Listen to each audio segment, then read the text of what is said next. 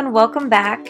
In today's video, I'm going to be showing you all of my DIY projects that I have been busy doing.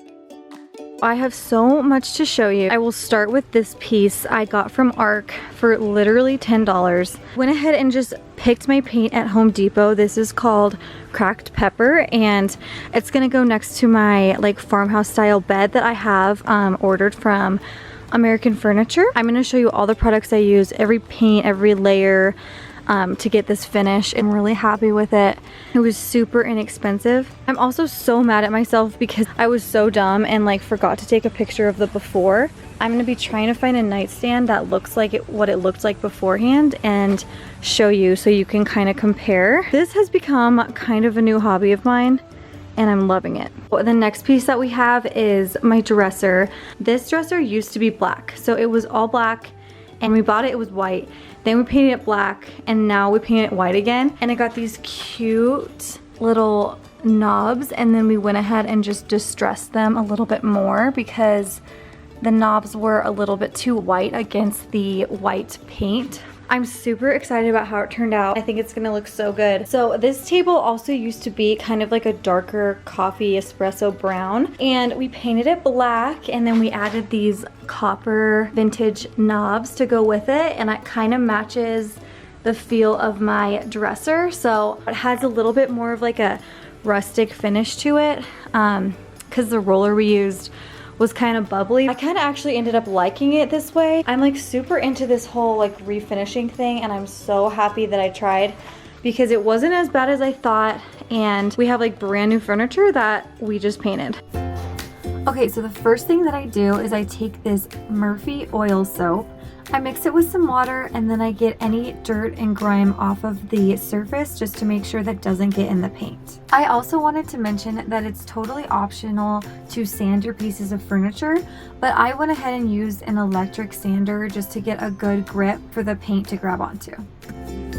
The next thing that I do is I use this Zinsser Bulls Eye primer, and mine is in bright white, which kind of scared me the first time I used it because I didn't think that the paint I was going to use would cover it, but it totally does, so don't freak out about that.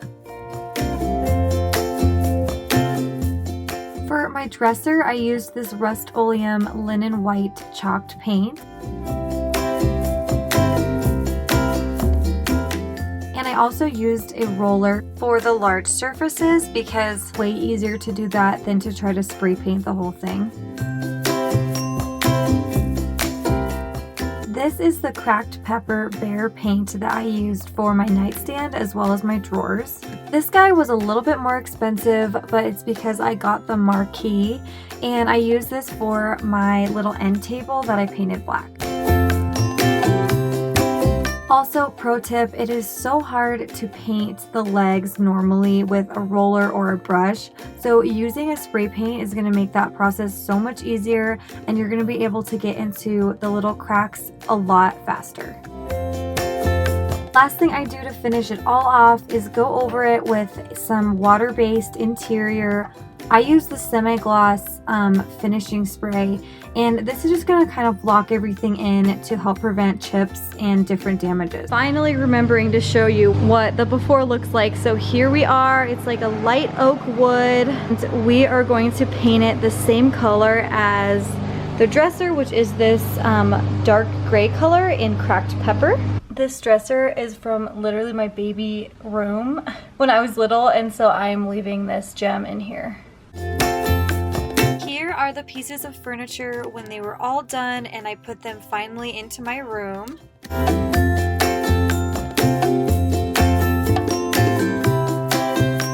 Last but not least, here is the nightstand that I painted. I actually ended up distressing those knobs by myself because I couldn't find any that I wanted to put on there to match with the inside drawers. This dresser is definitely not anything super nice quality, but I literally got it at ARC for $9, and I'm really proud of the way it turns out, and it works perfectly great for me.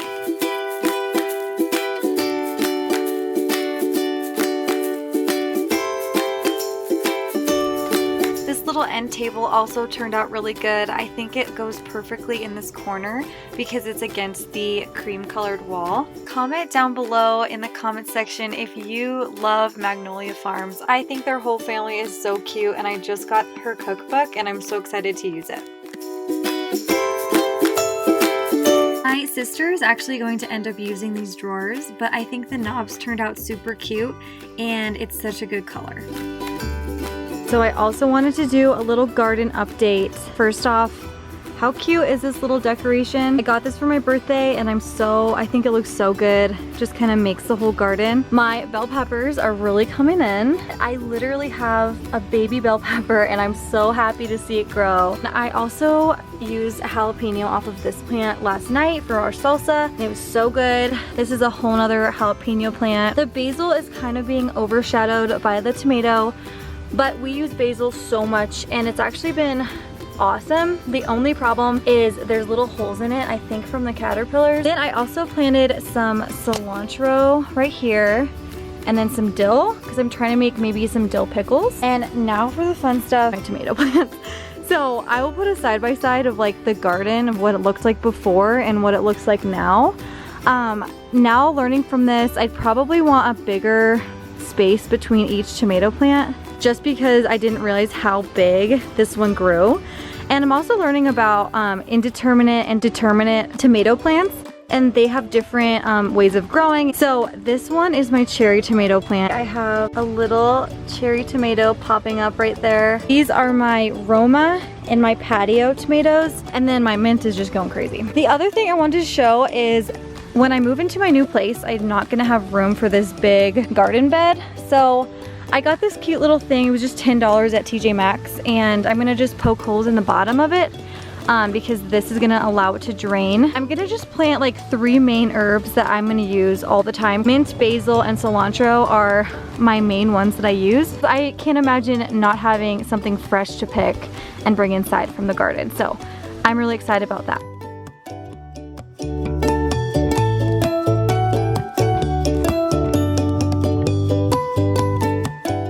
I have also really been experimenting with actually using the herbs that I've grown in my garden. Here I'm actually just picking some of my mints, and I actually learned this trick from Rachel Talbot, and her herb garden is out of this world. It is so beautiful. But I'm just tying up a little bit of mint and putting it in the tree just to hang and dry.